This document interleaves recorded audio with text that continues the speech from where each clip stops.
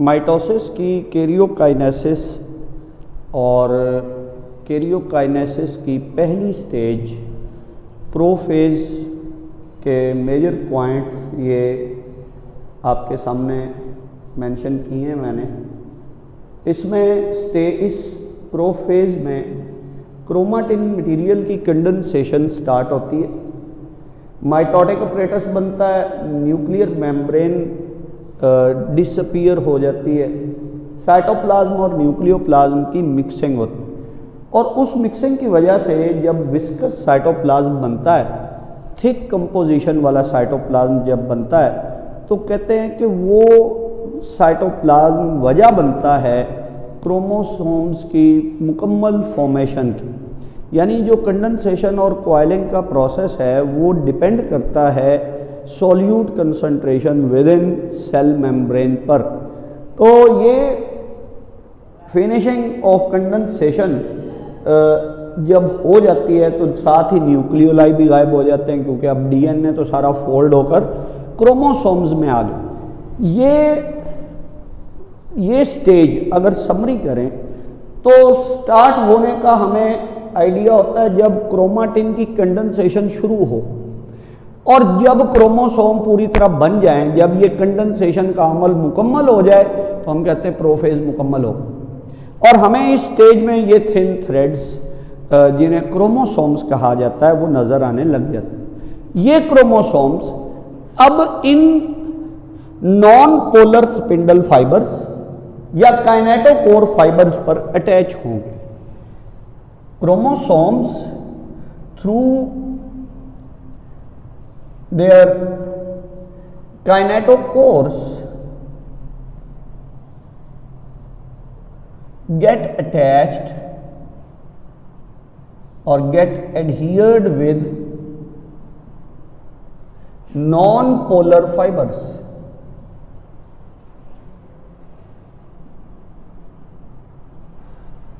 ये non polar spindle fibres के साथ अटैच हो जाते हैं और ये सेल के सेंटर में अटैच होते हैं। अब हमारे फर्स्ट लेक्चर में जब हम माइटोटिक अपरेटस समझ रहे थे तो हमने सेल की पोलैरिटी को यूं डिस्कस किया था कि हम सेल के इस रीजन को जहां सेंट्रीयूल्स होते हैं, इन सेंट्रीयूल्स को मिलाने वाली लाइन को polar axis of cell consider करते हैं, पोलर एक्सिस ऑफ सेल। और इस पोलर एक्सिस पर परपेंडिकुलर लाइन जो आएगी वो इस हिसाब से सेल का इक्वेटर कहलाएगी। तो अब इक्वेटर को इस डायग्राम में आप जरा विजुलाइज कर लें, इसको कंसीडर कर लें कि सेल का इक्वेटर कहां पर है। इस इक्वेटर वाली रीजन में ये क्रोमोसोम्स अटैच होंगे और इस स्ट्रक्चर को जो क्रोमोसोम्स की यहां अटैचमेंट से बनता है, इस स्ट्रक्चर को हम इक्वेटर की वजह से इक्वेटोरियल प्लेट कह देते हैं। ये एनिमल सेल की डायग्राम्स हैं। सो इसमें सेंट्रीयूल्स, एस्टर्स, स्पिंडल सब शो हो रहे हैं। ये पोलर फाइबर्स हैं, पोलर स्पिंडल फाइबर्स।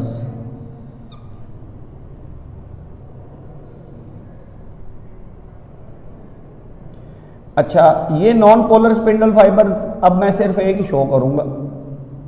ये नॉन पोलर स्पिंडल फाइबर्स, यहां क्रोमोसोम 2 हैं तो हाँ ये हमें 2 शो करना पड़ेंगे। 2 क्रोमोसोम्स को अटैच करना है तो आपको 2 पोलर स्पिंडल फाइबर्स, एक क्रोमोसोम के लिए नॉन पोलर स्पिंडल फाइबर्स ऐसे रिप्रेजेंट करना है। ये यहां अटैच हो जाए, ये एक क्रोमोसोम है, यहां अटैच हो गया। ये दूसरा क्रोमोसोम, ये भी इसी तरह बिल्कुल उसी पोजीशन में उसके सामने यहां अटैच हो गया स्पिंडल फाइबर्स के जरिए। अच्छा, स्पिंडल फाइबर सेंट्रोमियर से या इस काइनेटोकोर वाली रीजन से जुड़े हुए शो करने। अब ये यहां अटैच हो, अगर सेल में 100 क्रोमोसोम्स है ना, वो सारे के सारे इसी जगह पर इक्वेटर वाली रीजन में अरेंज हो जाएंगे। ये लाइन मैंने लगाई हुई है, इस जगह पर ये अरेंज हो जाएंगे। इस स्ट्रक्चर को जो क्रोमोसोम्स के यहाँ अरेंज होने से बनता है, इस स्ट्रक्चर को कहते हैं इक्वेटोरियल प्लेट या मेटाफेज प्लेट, ये क्रोमोसोम्स का, अगर एक मिनट हम इसको थोड़ा और कंसीडर करते हैं। सेल सर्कल नहीं होता, सेल सफियर होता है। अच्छा, ये सफियर यूं है, यूं गोल गेंद की तरह, ये सेल का सफियर है यूं, मैंने यहां से इसको काट दिया, और जैसे आप आजकल तरबूज काट रहे होंगे दरमियान से, अच्छा यूं काट दिया। अब हम देख रहे हैं ये सेल का सेंटर, ये इक्वेटर, इधर क्रोमोसोम लगे हुए हैं सारे, तो ये सेल के सेंटर वाली रीजन में यूं अरेंज हुए हैं। इस स्ट्रक्चर को बोलते हैं इक्वेटोरियल प्लेट या मेटाफेज प्लेट। मेटाफेज प्लेट का ये स्ट्रक्चर यहां पर अरेंज हो जाता है। इस स्टेज के दौरान सारे क्रोमोसोम सेल के नॉन पोलर स्पिंडल फाइबर्स से या काइनेटोकोर स्पिंडल फाइबर्स जिन्हें कहा जाता है, उनसे जुड़ जाते हैं थ्रू देयर काइनेटोकोर्स। काइनेटोकोर्स क्या है? Covering of proteins around these centromeres. ये क्रोमोसोमल अलाइनमेंट बच्चों ध्यान से सुन लो, समझ लो, इसने मियोसिस में जाकर एक और तरीके से डिस्कस होना है और इस पॉइंट ने वहां रेफरेंस बन जाना है। तो इस डायग्राम को अगर हम लेबल करें तो ये यहां आप इसको लिखोगे cell in metaphase with metaphase plate, metaphase और इक्वेटोरियल प्लेट। लो जी, ये हो गई एनाफेज की डायग्राम। आपने क्रोमोसोम्स को लगे हुए शो करना। अब ये सॉरी हेडिंग गलत लगा दी मैंने, दिस इज मेटाफेज। इसके बाद शुरू होनी है anaphase. Ana for apart and phase you know for stage. Now reverse process of this process begins. हमने पढ़ा प्रोफेज में माइटोटिक अपरेटस की असेंबली स्टार्ट होती है। माइटोटिक अपरेटस की असेंबली शुरू होती है MTOC से, यानी माइक्रोट्यूब्यूल ऑर्गेनाइजिंग सेंटर्स। ये इस तरफ को बन रहे हैं, यूं इस डायरेक्शन में ये बन रहे थे।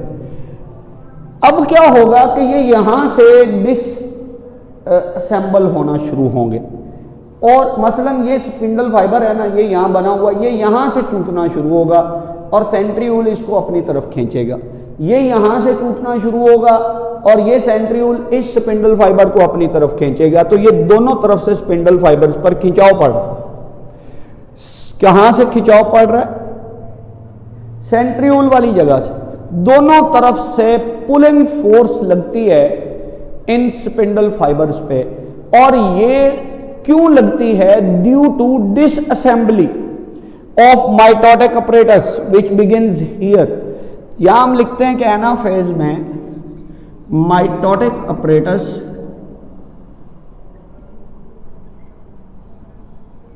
begins disassembly or it undergoes disassembly. Mitotic apparatus disassemble होता है। This exerts a pulling force on centromeres. Centromeres पर दोनों तरफ से खिंचाव की एक फोर्स लगती है और जो सेंट्रोमियर टूट जाता है। सेंट्रोमियर टूटने से क्या होगा? अब हमें इस सेल में ये क्रोमोसोम्स अलग जाते हुए नजर आएंगे। यहां आपका क्रोमोसोम का कॉन्सेप्ट नियरली मुकम्मल हो जाना चाहिए। जिस स्टूडेंट को अभी तक वो डायग्राम समझ में नहीं थी, अब इंशाल्लाह वो समझ जाएंगे। ये देखें, ये सेंट्रोमियर्स टूट गए। माइटोटिक अपरेटस में मौजूद ये स्पिंडल फाइबर्स शॉर्ट हो गए। ये स्पिंडल फाइबर्स पर लगे हुए क्रोमोसोम्स अब जा रहे हैं पोल्स की तरफ, क्योंकि दोनों तरफ से पुलिंग फोर्स लग रही है। ये क्रोमोसोम अब बनेगा एक क्रोमाटिड वाला, ये, और ये क्रोमोसोम्स जा कहां रहे हैं? पोल्स की तरफ है। ये भी क्रोमोसोम है ये भी क्रोमोसोम। क्या फर्क है? उसके दो दो क्रोमाटिड्स हैं, वो दो क्रोमाटिड्स डीएनए की डुप्लीकेशन से बने थे एस फेज में। सेम डीएनए की दो आइडेंटिकल कॉपीज थी जो एक ही सेंट्रोमियर से जुड़ी हुई थी। अब मेटाफेज एनाफेज में वो सेंट्रोमियर तोड़ा गया, यानी जो डीएनए ये इधर जा रहा है ना, ये इसकी आइडेंटिकल कॉपी इधर जा रही। तो पहले दो क्रोमोसोम थे, अब भी दो क्रोमोसोम है, वो डुप्लीकेटेड दो क्रोमोसोम्स थे। ये दो क्रोमोसोम्स, ये इधर वाले दो क्रोमोसोम्स इस पोल की तरफ जा रहे हैं, ये दो क्रोमोसोम्स इस पोल की तरफ जा रहे हैं। तो जिन स्टूडेंट्स ने उस क्वेश्चन का आंसर किया था, अब वो अपने अपने आंसर्स को वेरीफाई करें। वो दो क्रोमोसोम्स नहीं, वो एक क्रोमोसोम। ये जो एक क्रोमोसोम है डुप्लीकेटेड है, और जब ये एनाफेज में अलग होगा तो अब जो ये दो स्ट्रक्चर्स बनेंगे, ये दो क्रोमोसोम्स हैं। ये एक डुप्लीकेटेड क्रोमोसोम, दो नहीं है, एक डुप्लीकेटेड क्रोमोसोम है। और ये दो क्रोमोसोम्स हैं जो एनाफेज में सेंट्रियूल के टूटने से अलग हुए हैं, जो अब तक जुड़े हुए थे एक ही सेंट्रियूल से, ये अलग पोल्स की तरफ माइग्रेट हो जाएंगे। यहां क्रोमोसोमल कंटेंट जितना इस सेल इस पोल की तरफ जा रहा है, उतना ही इस पोल की तरफ जा रहा है। So this is diagram of anaphase. Ana for apart, एक दूसरे से अलग हो जाना। तो अब सिस्टर क्रोमाटिड्स,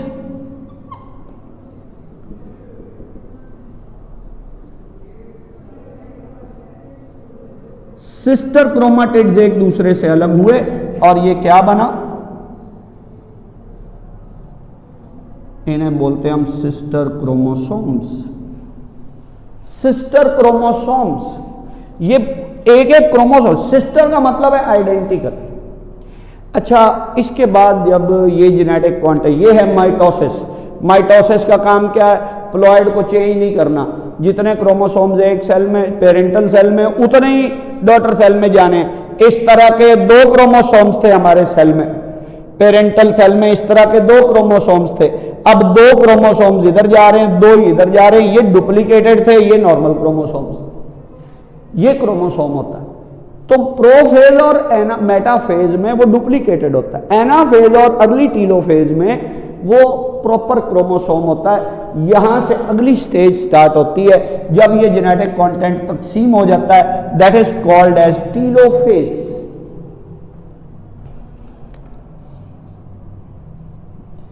टीलोफेज के लिए अब यहां मैं हिंट्स नहीं लिखूंगा, हम यहां ये लिख देते हैं that telophase is reverse of prophase. ये स्टेज प्रोफेज का उलट है। This is reverse of prophase. इसमें वो तमाम प्रोसेसेस उलट डायरेक्शन में होते हैं जो प्रोफेज में हो रहे होते हैं, वो लिखे हुए हैं। क्रोमाटिन कंडेंस होता है, यहाँ डी कंडेंस। माइटोटिक अपरेटस बनता है, यहाँ खत्म होना शुरू हो जाता है। न्यूक्लियर मेम्ब्रेन गायब हुई थी, एक गायब हुई थी, दो सेल बनने, दो न्यूक्लियर मेम्ब्रेन्स बनेंगी।